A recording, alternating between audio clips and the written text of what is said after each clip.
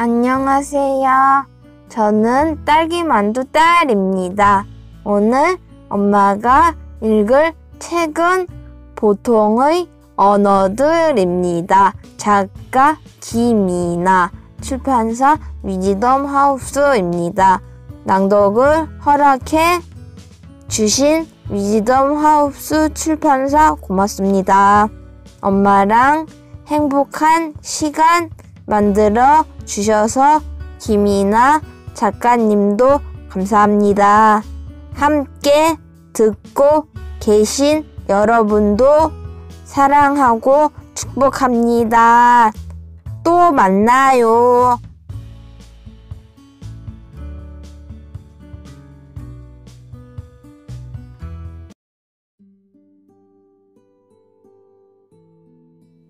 안녕하세요. 딸과 함께 책 읽는 엄마 딸기만두입니다.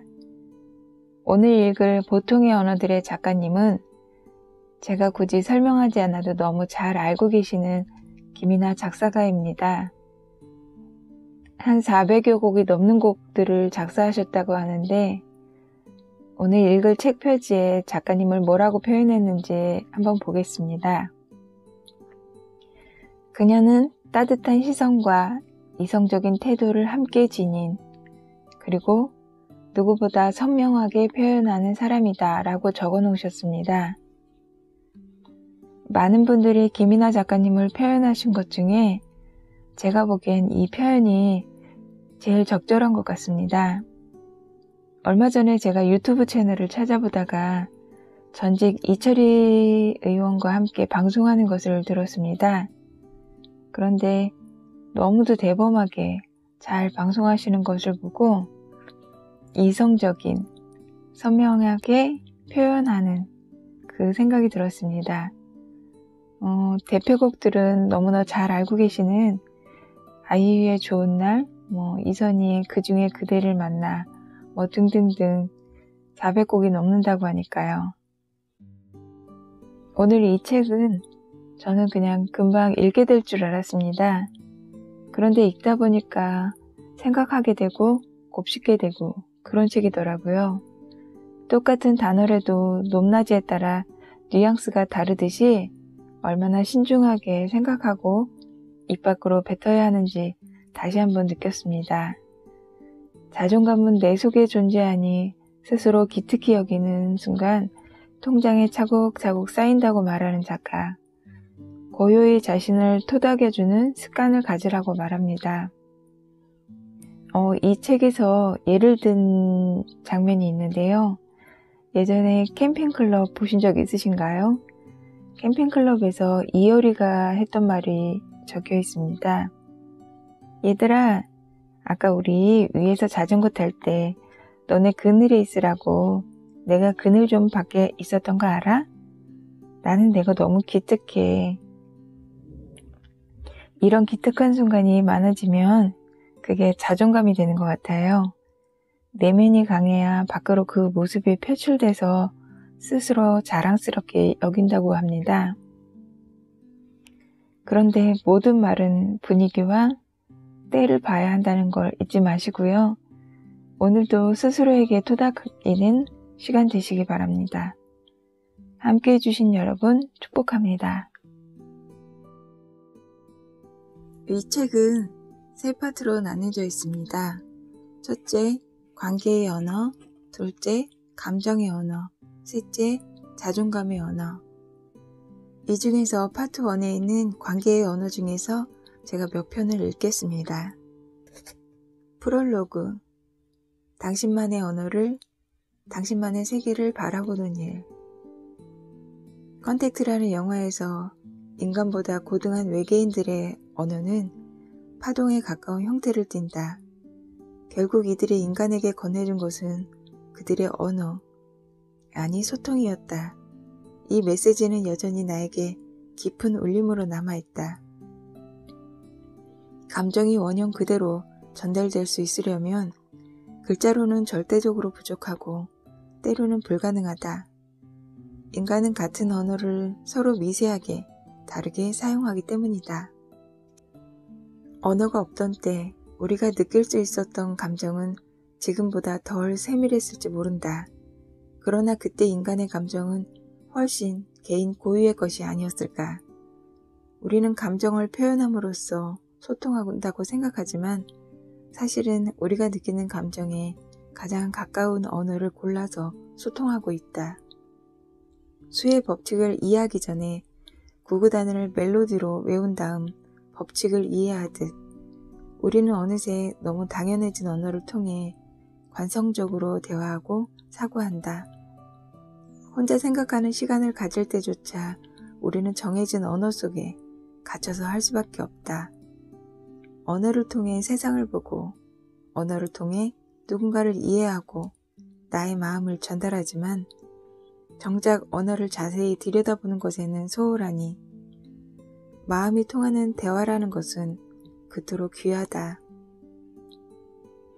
인간의 언어는 파동이 아닌 글자로 존재하기에 같은 말을 하더라도 다른 감정에 전달되기도 하고 곡해되기도 한다. 이는 타인만이 아닌 스스로에게도 적용된다. 내가 어떤 말을 습관적으로 하는지, 어떤 표현을 어떤 상황에 반복적으로 사용하는지는 내 삶의 질과 삶을 대하는 태도에 큰 영향을 끼친다.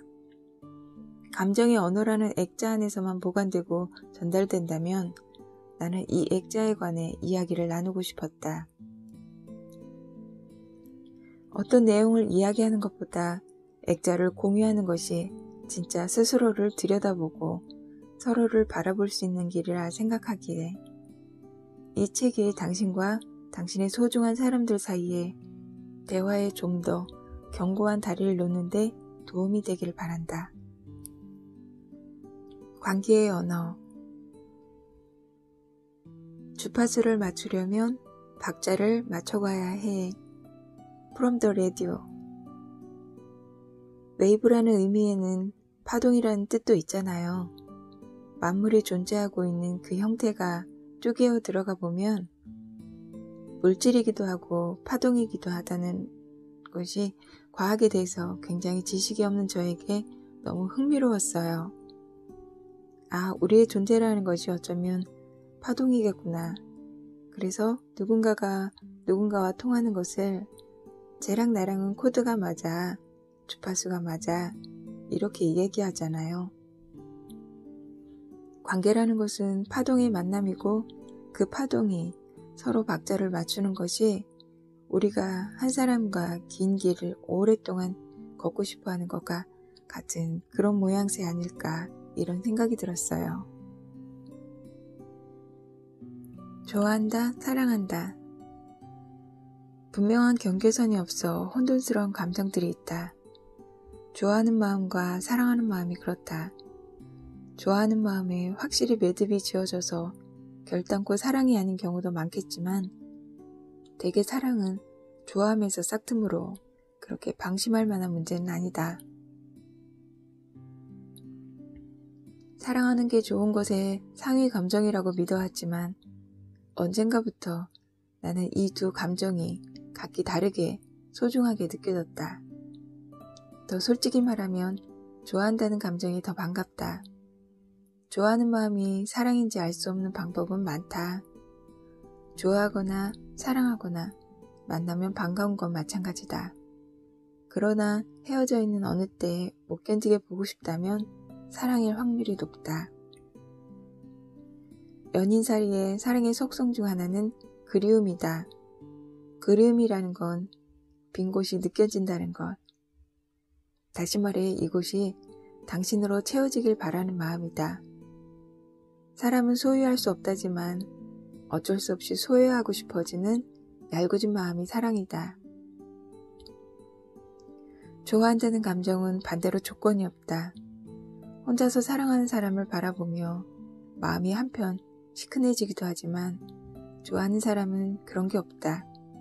해가 좋은 날 널려진 빨래가 된 것처럼 뽀송뽀송 유쾌한 기분만 줄 수 있는 건 좋아하는 사람이다.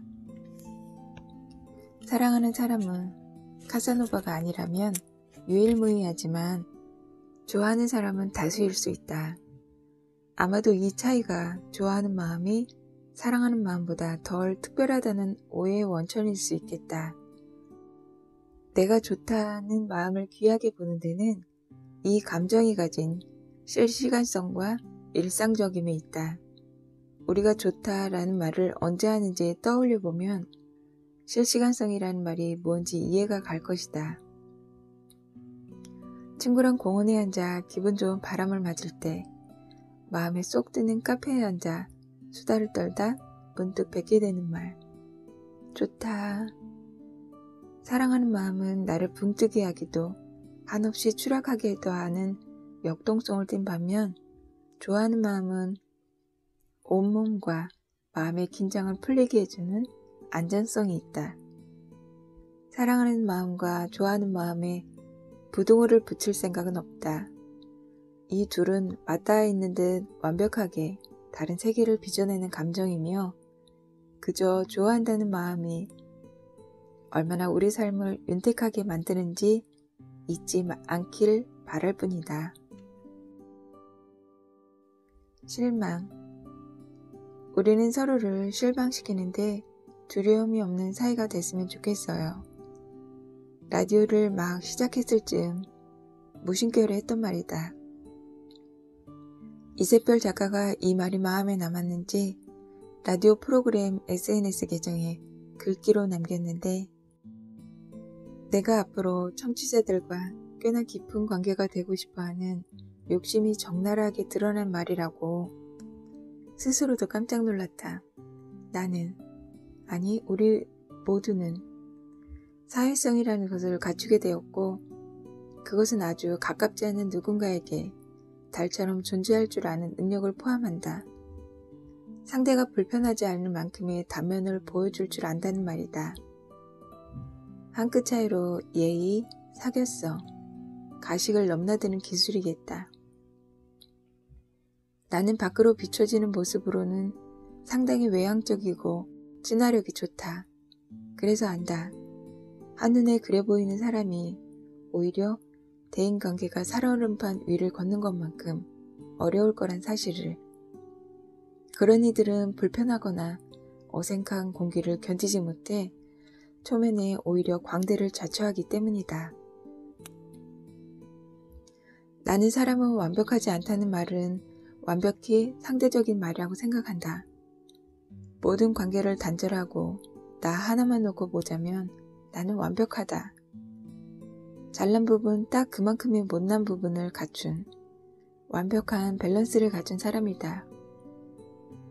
비틀어진 부분이 있고 그래서 나오는 독특한 시각과 표현력이 있다. 모나게 튀어나온 못된 심술도 있고 그 반대편엔 튀어나온 만큼 쑥 패여서 무언가를 담아내는 포용력이 있다. 대부분의 장점과 단점은 이렇게 서로 등을 지는 형태라 떼어놓고는 말할 수가 없다. 예민함과 섬세함, 둔함과 털털함처럼 어디에나 맞는 퍼즐 조각이 없듯 이렇게 각자의 모양으로 존재하는 우리는 그래서 누군가에게는 반드시 완벽하지 않다. 이 당연한 사실을 쌓아야만 가는 사회성 때문에 종종 잊고 난다. 그래서 우리는 상대의 단면에서 벗어난 모습을 바로 보았을 때 종종 실망이란 것을 안다. 실망이라 함은 바라던 일이 뜻대로 되지 않아 상한 마음을 뜻한다. 여기서 우리가 주목해야 하는 건 상한 마음이 아니라 바라던 일이다. 실망은 결국 상대로 인해 생겨나는 감정이 아니다. 무언가를 바란, 기대를 한, 또는 속단하고 추측한 나에게서 비롯되는 것이다. 앞서 말했듯 우리는 완벽하지 않은 고유의 모양으로 존재하는데 타인을 바라보는 시각 또한 그렇다. 나의 경험치와 취향, 태생적 기질 등이 빚어낸 지극히 사적인 시선으로 서로를 볼 수밖에 없다. 그러나 기대에는 아무 잘못이 없다. 보이지 않는 부분을 가늠하는 것은 인간의 특권이자 낭만이니까. 그게 없이 어찌 사랑에 빠지거나 연민을 느낄 수 있겠는가? 그렇다면 기대의 반대의 의미는 무엇일까? 오해, 편견쯤 되겠다. 둘 다 사적인 시각에서 비롯되지만 기대에는 애정이 그 시작점에 관여를 하고 오해와 편견에는 그에 반대되는 감정이 관여했다는 차이만 있다. 때로 기대는 실망을 낳고 오해나 편견이 호감으로 탈바꿈하기도 한다. 오래된 관계는 이 두 감정이 교차, 반복되다가 찾은 평균점 같은 것이 아닐까. 내가 오래오래 지내고 싶은 사람들에게 하고 싶은 말이 바로 저 말이었던 것 같다. 실망시키는데 두려움이 없기를 바란다는. 더 솔직히 말하자면 나는 높은 확률로 당신을 실망시킬 테지만 우리 평균점을 찾아가 보지 않겠냐는 말. 있는 그대로의 모습으로 만인에게 사랑받을 수는 없다. 하지만 역으로 말하면 있는 그대로의 모습을 받아들인 소수와의 관계는 견고한 것이다. 한 번도 실망시키지 않고서는 나는 누군가와 진실로 가까울 자신이 없다. 우리 마음껏 실망하자. 그리고 자유롭게 도란거리자. 미움받다. 미움받을 용기라는 책이 공전에 히트를 친 해가 있었다. 내용을 떠나서 일단 제목만으로 사람 마음을 번쩍 깨운 책이었다. 미움과 용기라는 단어의 조합에 열광하는 사람들이 그리 많은 걸 보면 미움받는다는 게 사람에게 어떤 의미인지 생각하게 된다. 아무에게도 미움받지 않는 사람은 위험하다. 설령 대중적으로 그런 사람이 존재할지언정 측근들 사이에 차라리 험담이 떠돈다면 그건 다행이다. 한 명의 사람이 누구를 대하든 매끄럽다면 그 사람은 흡사 존재하지 않는 것과도 같은 거니까.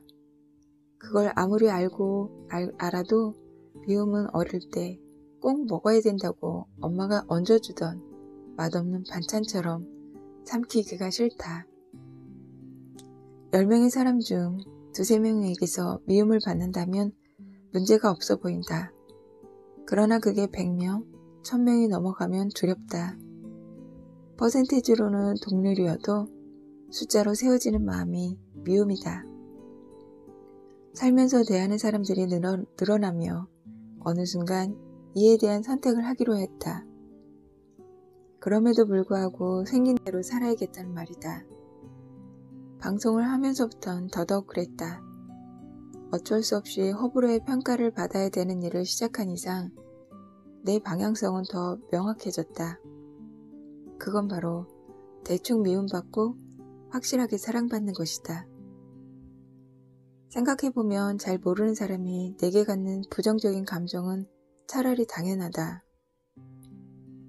사람은 서로 각자의 주관으로 바라볼 수밖에 없다. 그 앵글에서 모두에게 완벽한 피사체이고 싶은 마음을 가지면 그건 지옥의 시작일 테다.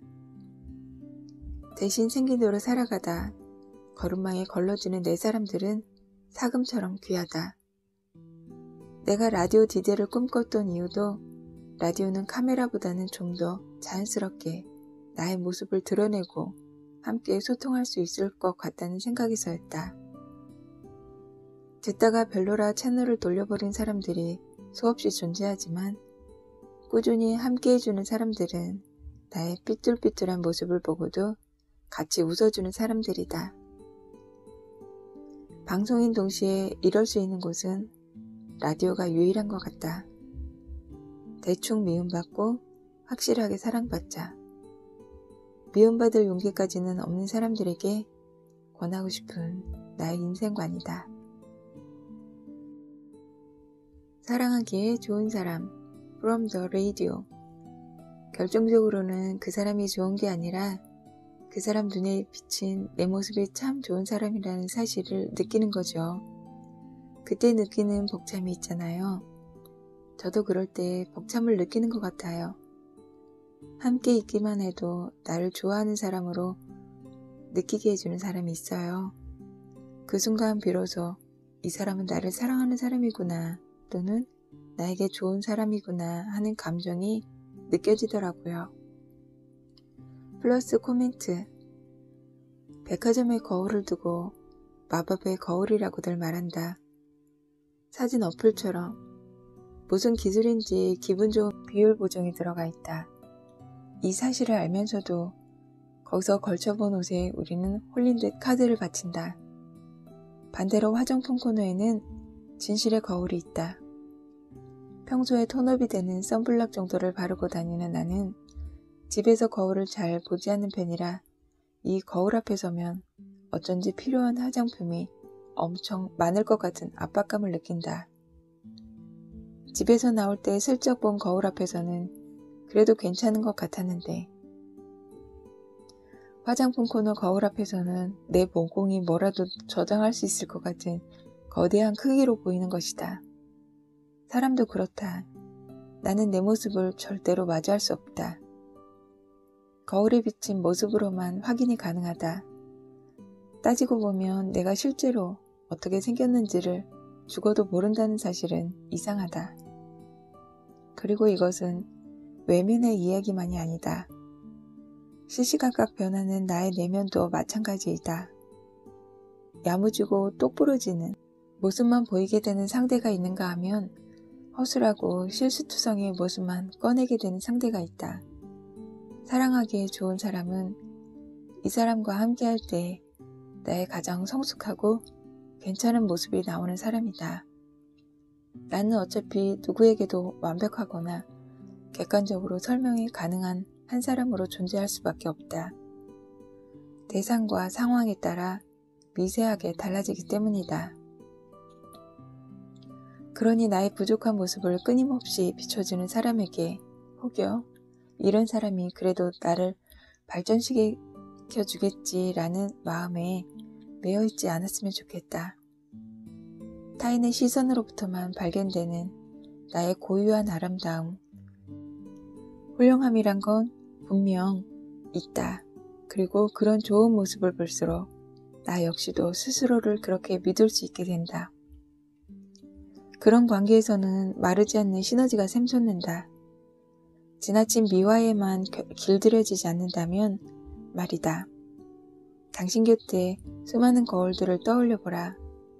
어떤 거울 앞에서 나는 가장 괜찮은 사람이었는가.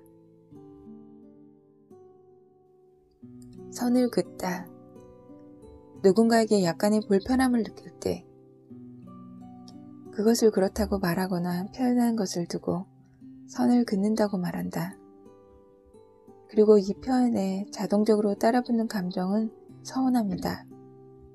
그걸 모두가 알고 있기에 선을 그을 펜을 쥔 사람은 머뭇거리게 된다. 어쩐지 매몰찬 행동 같으니까. 나는 아무리 친한 사람이라도 모두 약간씩의 거리를 두는 편이다. 아니, 친할수록 그렇다고 볼 수 있겠다.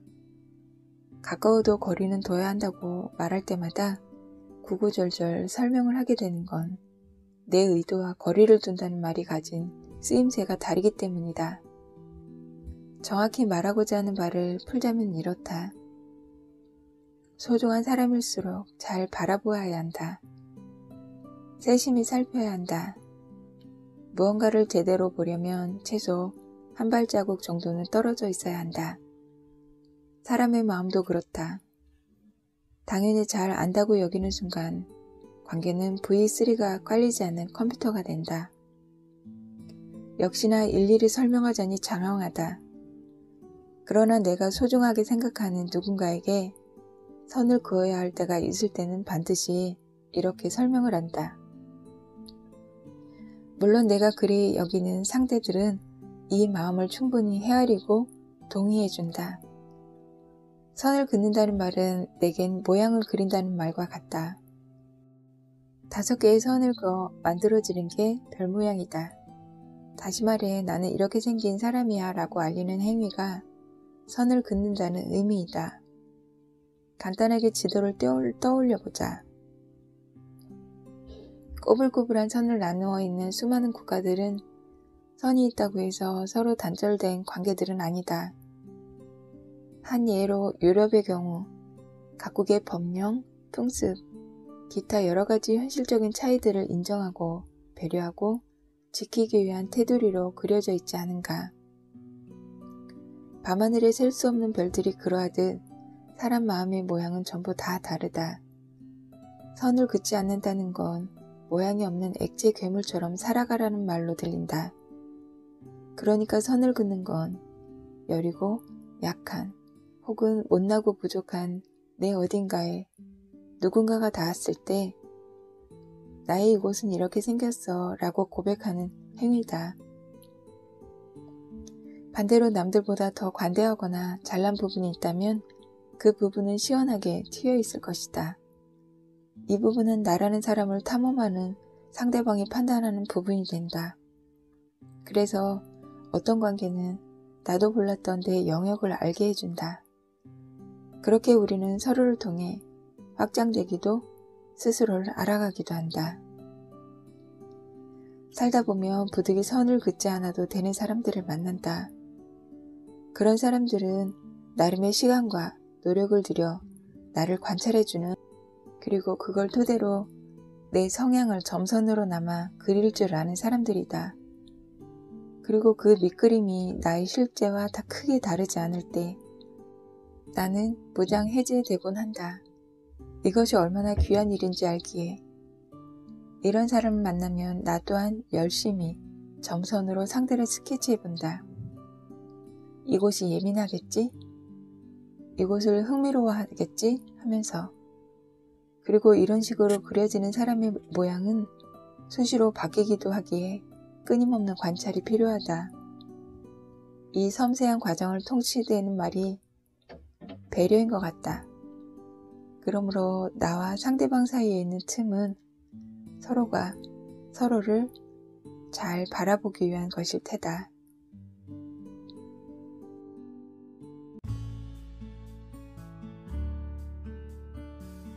보통의 언어들, 오늘은 여기까지입니다. 낭독을 허락하신 위즈덤 하우스 출판사에 진심으로 감사를 드립니다. 사족을 붙이자면 제가 오늘 목이 너무 아파서 되게 성의 없이 들렸을 수도 있습니다. 다음엔 얼른 낫고 좀 더 성실하게 하도록 하겠습니다.